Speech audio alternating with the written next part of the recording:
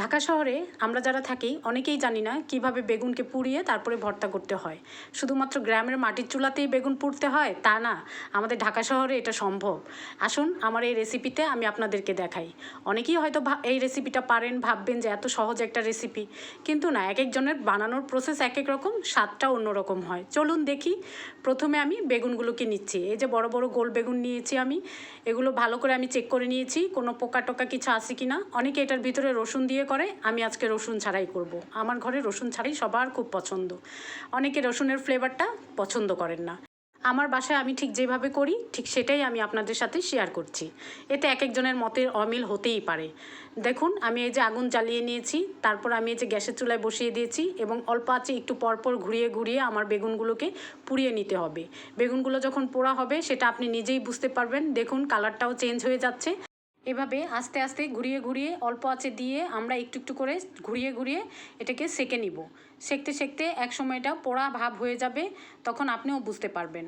এই যে দেখুন আমার বেগুন কিন্তু পোড়া হয়ে গেছে। এখন আপনি টাচ করলেই দেখবেন একেবারে নরম নরম হয়ে গেছে, ভিতরে কিন্তু এটা পুরোটাই হয়ে গেছে। এখন চুলা থেকে নামিয়ে এটাকে আমি ঠান্ডা হতে দেব। ঠান্ডা হওয়া ছাড়া এটার স্কিনটা ক্লিন করা যাবে না। তাই এটাকে কিছুক্ষণ ঠান্ডা করে আমি সুন্দর করে এটাকে ছিলে নিব। দেখবেন হাতে খুব সুন্দর ক্লিন হয়ে চলে আসবে, একটুও বেগ পেতে হবে না। এই যে দেখুন আমার ক্লিন করা হয়ে গেছে। আমি বাকি উপকরণ নিয়ে চলে এসেছি। এখানে আমি নিয়েছি পেঁয়াজ কুচি, মরিচ কুচি আর ধনেপাতা।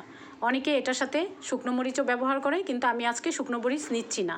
এই যে নিয়ে নিলাম আমি সরিষার তেল। সরিষার তেল ছাড়া তো কোনো ভর্তাই সম্ভব না।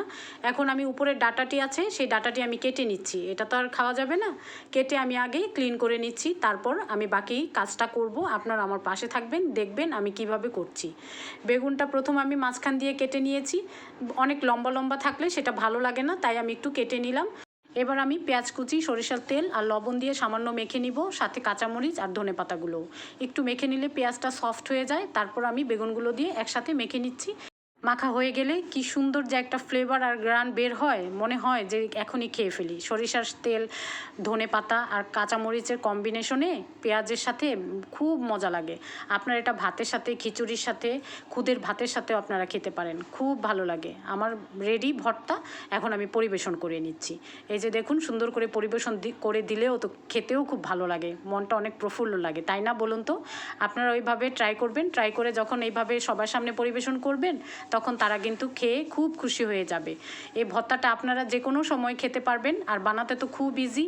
আপনারা বানিয়ে আমাকে জানাবেন আপনাদের ভর্তাটা কেমন হয়েছে। যদি আমার ভর্তাটা ভালো লাগে অবশ্যই একটা লাইক, কমেন্ট, শেয়ার করবেন আর আমাকে জানাবেন। আমার পরিবারের পাশে থাকবেন। ধন্যবাদ সবাইকে।